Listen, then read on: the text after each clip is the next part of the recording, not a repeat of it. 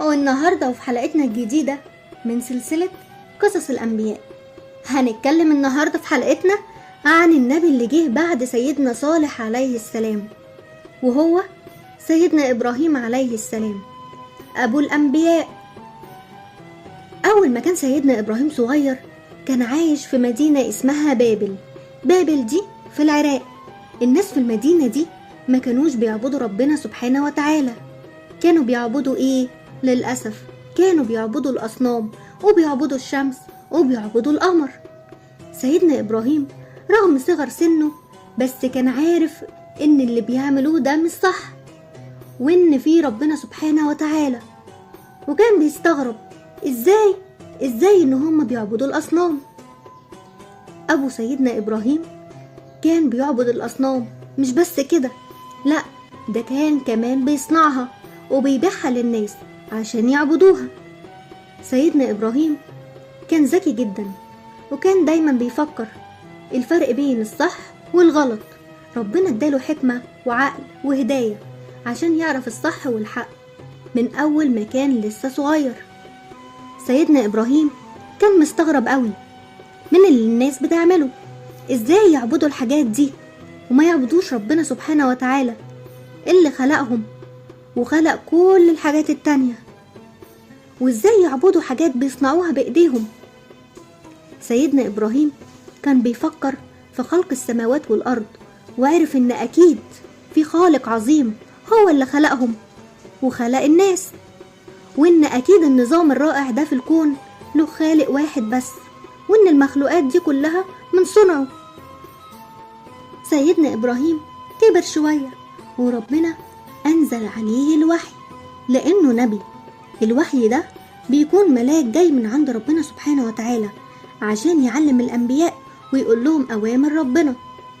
سيدنا إبراهيم كان نفسه إن كل الناس تعرف الحق ويأمنوا بربنا سبحانه وتعالى اللي خلق الكون كله. سيدنا إبراهيم راح لأبوه اللي بيصنع الأصنام وقال له بكل أدب وطيبة: ليه بتعبدوا الأصنام ومعتبرينهم آلهة وهي لا بتسمع ولا بتشوف، لا بتعمل نفع ولا ضرر؟ في خالق اللي هو ربنا سبحانه وتعالى، ده اللي مفروض تعبدوه.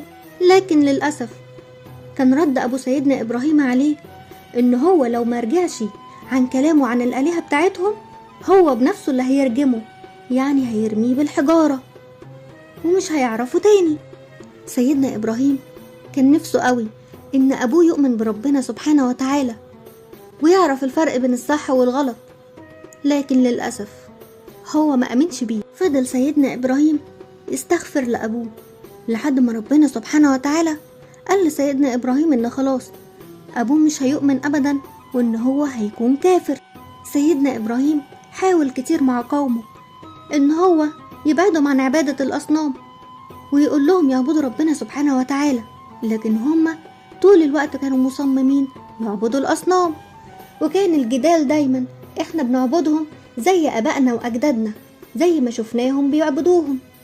سيدنا إبراهيم كان دايما يقول لهم: طب هم كانوا بيعبدوهم وده غلط، تعملوا الغلط زيهم. لكن برضو للأسف ما سمعوش كلامه وفضلوا ما يعبدوش ربنا سبحانه وتعالى.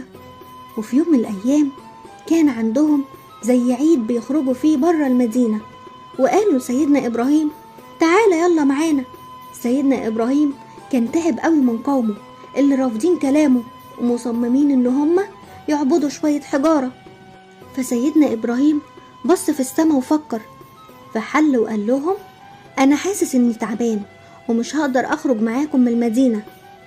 فبعدوا عنه وخرجوا من المدينة وسابوه. سيدنا إبراهيم راح على المعبد اللي مليان أصنام. سيدنا إبراهيم مسك الفاس ونزل تكسير في كل الأصنام، خلاهم فتافيت صغيرة جدا ما عدا أكبر صنم فيهم سابه سليم زي ما هو، وكمان علق الفاس على رقبته وسابه ومشي. رجع الناس للمدينة ودخلوا عند الأصنام لقوها متكسرة فتافيت.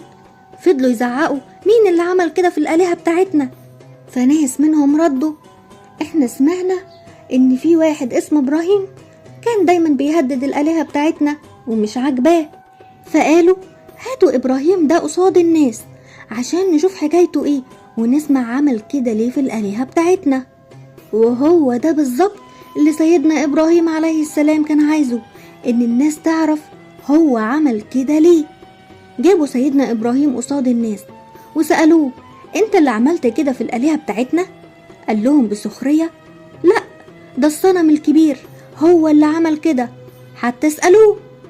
بصوا لبعض كده وفكروا وحسوا ان اكيد في حاجة غلط، ده مفيش صنم ابدا بيتكلم ولا قادر يحمي نفسه ولا يضرها.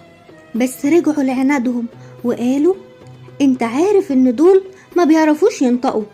سيدنا ابراهيم بص لهم وقال لهم: يعني انتوا بدل ما تعبدوا ربنا سبحانه وتعالى بتعبدوا اصنام، وانتوا عارفين ان هم لا بيضروا ولا بينفعوا؟ ردوا على سيدنا ابراهيم بعصبية: يلا نحرقه بالنار، نحرق ابراهيم وننصر الآلهة بتاعتنا اللي حطمها، لازم يتعاقب على اللي عمله في الآلهة بتاعتنا.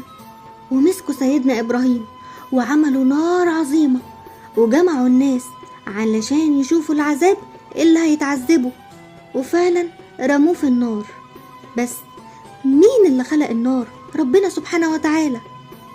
عشان كده ربنا سبحانه وتعالى أمر النار إنها تكون برد وسلام على سيدنا إبراهيم وما يمسوش أي ضرر أو أي أذى.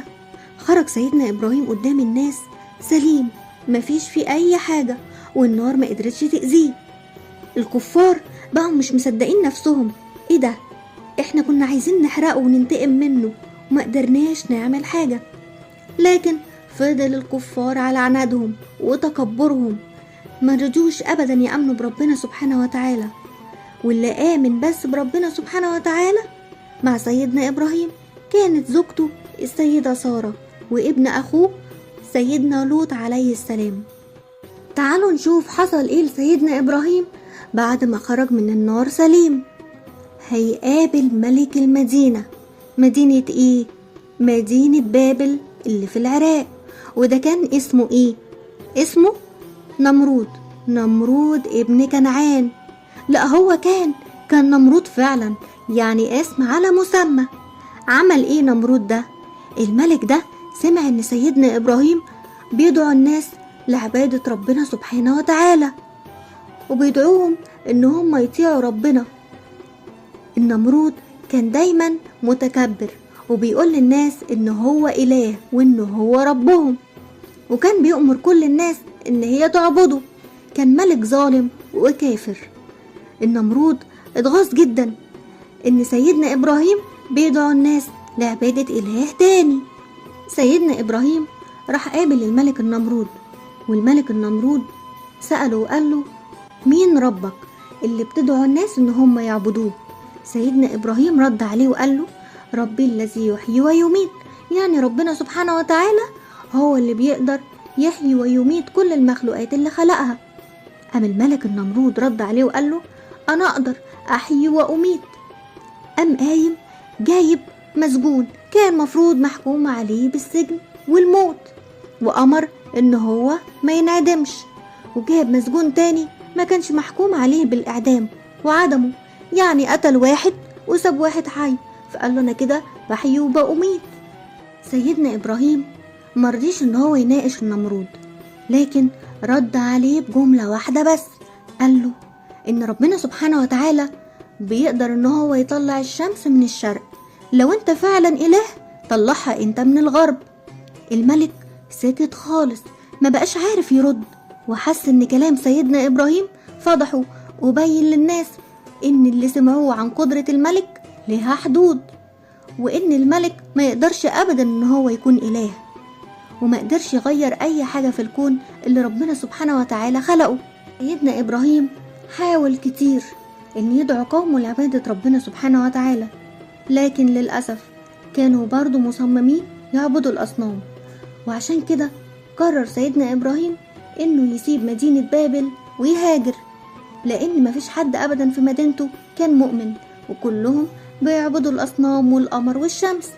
سيدنا إبراهيم خرج ومعاه زوجته السيدة سارة، وكان معاه ابن أخوه سيدنا لوط عليه السلام. وراحوا فين؟ راحوا للشام. ومن الشام قرر سيدنا إبراهيم وزوجته السيدة سارة إن هم يروحوا على مصر. خلال الفترة اللي عاشوا فيها في مصر أهدى الملك للسيدة سارة السيدة هاجر، وساعتها سيدنا إبراهيم والسيدة سارة والسيدة هاجر رجعوا لبلاد الشام وعاشوا فيها 20 سنة. سيدنا إبراهيم حياته كلها كانت لربنا سبحانه وتعالى، بيرضي ربنا في كل أمور حياته وبيعمل الخير وبيدعو الناس لعبادة ربنا سبحانه وتعالى، بس كان دايما نفسه إن يكون له ولد صالح، لكن للأسف السيدة سارة ما أنجبتش، وعشان كده هي فكرت وخلت سيدنا إبراهيم يتجوز من السيدة هاجر، وربنا أكرمه بسيدنا إسماعيل. وبكده تكون خلصت حكايتنا من سلسلة قصص الأنبياء عن سيدنا إبراهيم عليه السلام. انتظروني في الحلقة الجاية علشان نتكلم عن سيدنا إسماعيل عليه السلام.